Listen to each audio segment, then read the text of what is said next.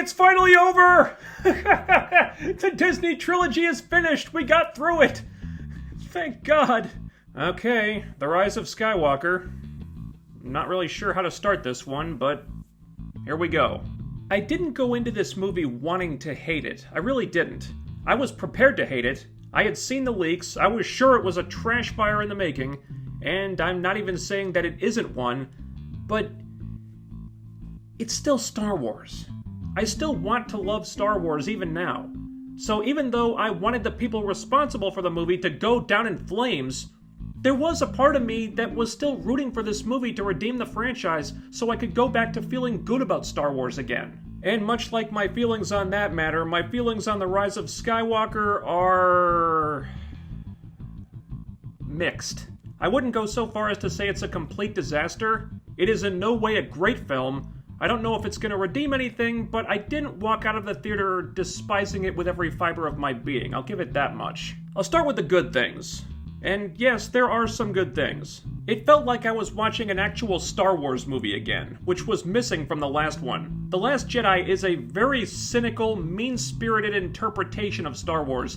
This movie just felt like Star Wars, so that's a plus. John Williams' music is still beautiful, the acting is generally pretty good, Adam Driver is probably the best, the characters were all acting like themselves again, so they were back in character for the most part. That was another thing missing from The Last Jedi. There's been a passage of time in between movies, so the characters have matured and they benefit from that a lot. This was the first movie where Finn didn't annoy me. Rose Tico still exists, unfortunately, but frankly, her role in this thing is so small, she might as well not exist. She has a few lines, but she's not there long enough to be irritating. The Knights of Ren finally make an appearance. We never really learn what their deal is, who they are, or where the hell they've been for the last two movies, but at least they show up and do something. They offer up a brief explanation of who the hell Snoke was.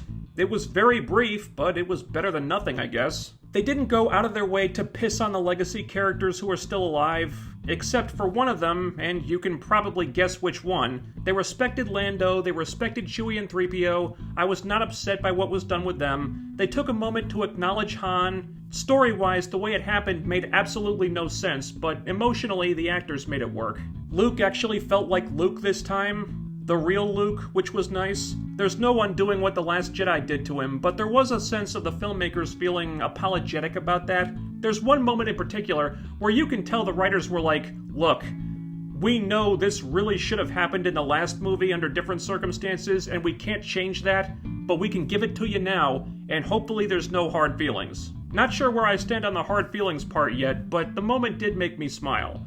Even though it does create another big plot hole with the whole Force Ghost thing.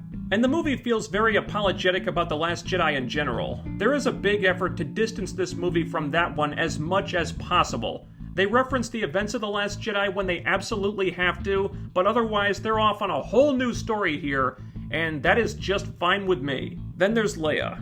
Now, one of the big issues with this movie was how, or even if, they could cobble together some kind of respectful goodbye for Leia using only unused footage from the previous two films. I will say that, while it is pretty obvious that they were struggling to write new scenes around this footage, I don't think they did that badly. Yeah, the scenes are lacking for things and really needed to be expanded upon, but what do you want? Carrie Fisher's dead. They only had so much to work with short of recreating her with a CG double. But between the unused footage and a body double seen from behind and in shadows a couple of times, I think they just about got away with this. It's not a 100% satisfying goodbye for Leia, but I think it's at least a tasteful one. Yes, they had to retcon her character into something else, which I'm not happy about, but Rian Johnson pretty much left them with no choice, so it's not like they had many options here. So those were the good things about The Rise of Skywalker.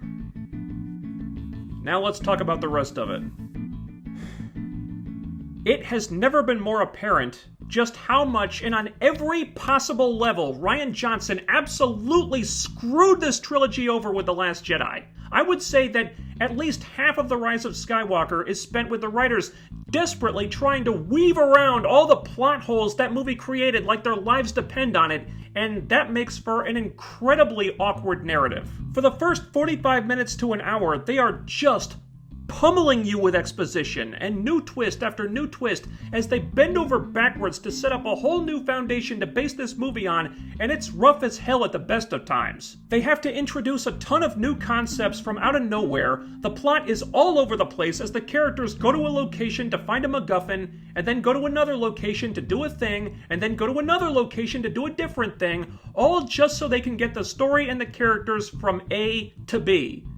Yes, The Last Jedi made it that difficult for them. F you forever, Rian Johnson. Also, I totally believe the stories about all the reshoots, because there is a very modular feeling to the story where a lot of these scenes could easily be switched around and swapped out with other things. So my guess is there was a crazy amount of rejiggering in the editing bay. I can't even imagine how many different cuts of this thing there were, but it definitely has the feeling of a script that went through countless rewrites, because there are bits and pieces of different drafts littered throughout the entire thing. There's this new subplot about a spy in the First Order that comes right the hell out of nowhere and ends just as quickly. It was clearly only added in the first place to get the characters out of a corner they'd been written into because the writers had no other way to do it. Then brand new characters start showing up for no real reason, even though that's the last thing this story had time for. We meet a former love interest of Poe's who shows up for a few minutes, does nothing, then disappears, then comes back later, and still does nothing. She must have been a part of some subplot that didn't make the final cut. As it is, you could remove her from the movie altogether and not lose a thing. Then there's another new character, Jana I think her name is, and she does stuff, but not enough to justify creating a whole new character for it. Both these women seem like they were intended to give more layers to Poe and Finn in a previous draft of the script, but it all just feels very clumsy and tacked on at the last minute, and neither character really amounts to anything. My guess is these characters were in J.J. Abrams' original plan for Episode 8 and were probably supposed to have more fleshed out roles before Rian Johnson happened, but who the hell even knows at this point? And a lot of the other character beats feel the same way. There's this new dynamic where Rey and Poe bicker like a dysfunctional brother and sister. That's another one that just materializes out of thin air. And at first it made me wonder, like, whoa, when did this dynamic become a thing? Where did this come from? And I had to remind myself, nowhere. It literally came from nowhere, because those characters interacted for about 5 seconds total in the last 2 movies combined, and now the writers are grasping at straws to try to manufacture some kind of relationship between these two and between this trio that the audience was never privy to before, and just pretending that it's been there the whole time. It feels very awkwardly shoehorned in, and it was just a huge missed opportunity there. So that was another way The Last Jedi really dug them into a hole they had to climb out of. But the biggest problem by far was Snoke being dead, because the ripple effect that causes absolutely cripples this movie creatively. It is painfully obvious that J.J. Abrams intended Snoke to be the big bad when he made The Force Awakens. Snoke could have been revealed to be Darth Plagueis or something and it would have made sense, but then Rian Johnson killed him off, so what the hell do we do now? Bringing back Palpatine was a last-minute Hail Mary, and it feels like it.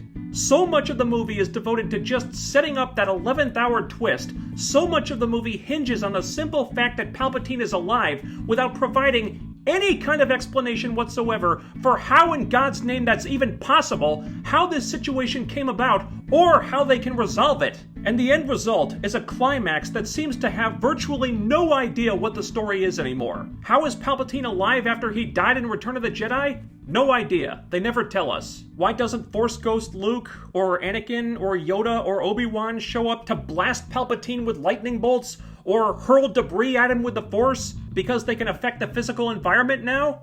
Beats me. They just don't. Why the hell has Palpatine just been hiding out for nearly 4 decades until the day came when he could magically pull this massive new fleet out of his butt?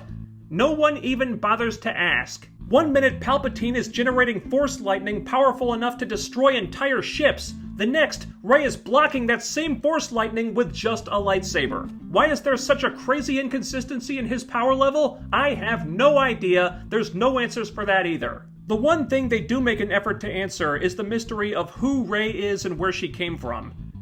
And I honestly wish they hadn't.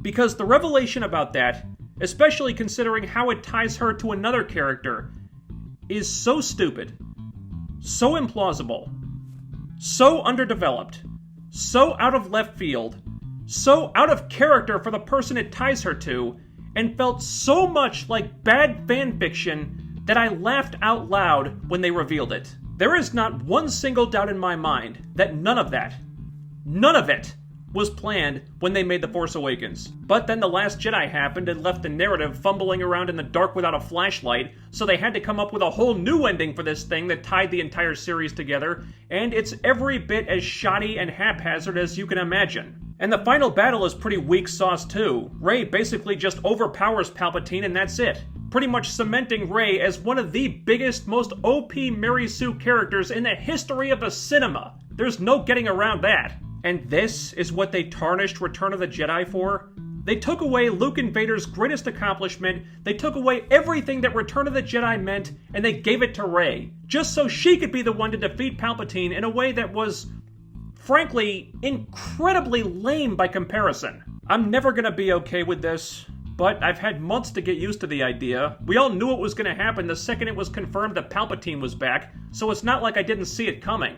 Doesn't make it sting any less, but at least I was bracing myself for the gut punch this time. And to top it off, even with all the money they had to work with, even knowing how much this film needed to deliver the goods, even with all the complaints in this department from the previous two films, they still couldn't give us some decent lightsaber duels. I was extremely underwhelmed by the quality of the lightsaber action in this movie. There's one fight that's actually really bad. It's supposed to be this really emotionally charged moment, but the fight looks very staged and rehearsed, not like two people fighting at all, but like two actors just going through memorized choreography. It looked like a practice session rather than the final cut of the film. The rest of the saber fights are mediocre to passable, but there's nothing even approaching some of the fights we've seen in the past. So to wrap this whole thing up, ultimately, what we have with The Rise of Skywalker is half a movie that is desperately scrambling to pick up as many of the pieces as it can after The Last Jedi fiasco,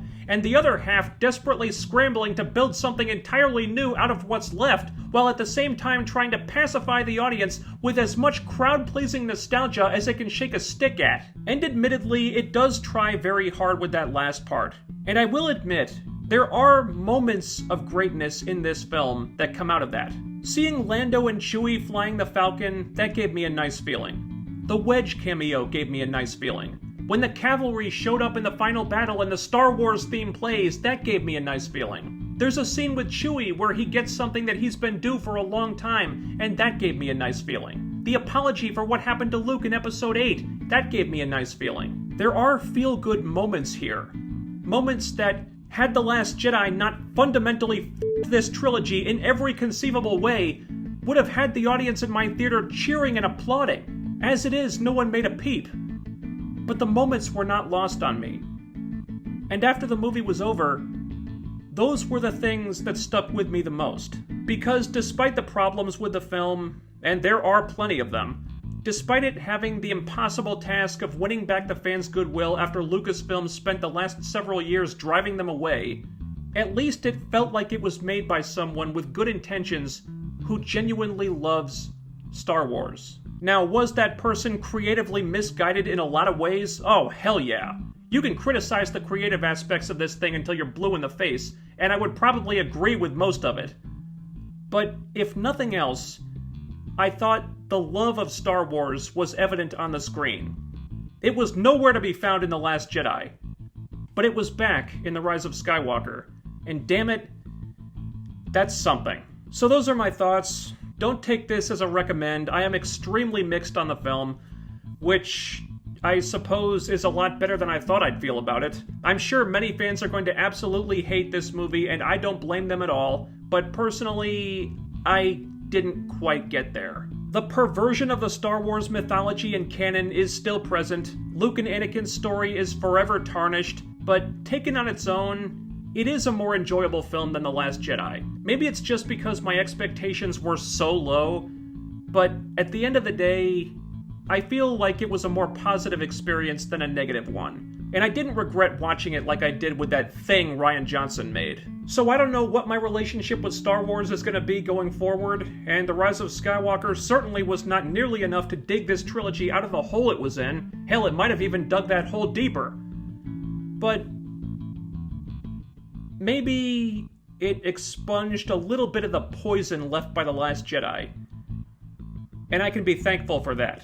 What I am not thankful for is the absolute train wreck that Kathleen Kennedy and Lucasfilm made of the Disney trilogy and the Star Wars franchise overall. They had every possible opportunity to make something amazing handed to them on a silver platter. They had one of the most beloved IPs in fiction and pop culture of all time. Unlimited resources, the full backing of Disney, the original cast all still alive and ready to go, George Lucas's outline for the sequel trilogy, which... I mean, it might not have been good, but at least it would have been what the creator intended. And this mess is what they produced. When it's all said and done, this will go down as probably the most colossal blunder in the history of film. That's gonna be your legacy, Kathleen. What a disgrace. So now that the Disney trilogy is finally finished, let's all just take a step back and hope and pray that the next regime that takes over Lucasfilm does a better job than this. Because they couldn't possibly do a worse one. Tell me what you thought of this review in the comments below. Ding that bell icon and follow me on Twitter using the link in the description so you'll always be notified about new videos. And don't forget to like, share, and subscribe to support the channel, because perhaps the one thing even more evil than Emperor Palpatine is the dreaded YouTube algorithm. Do all the things, and I'll be back soon with more videos. Until then, remember, the Force will be with you. Always.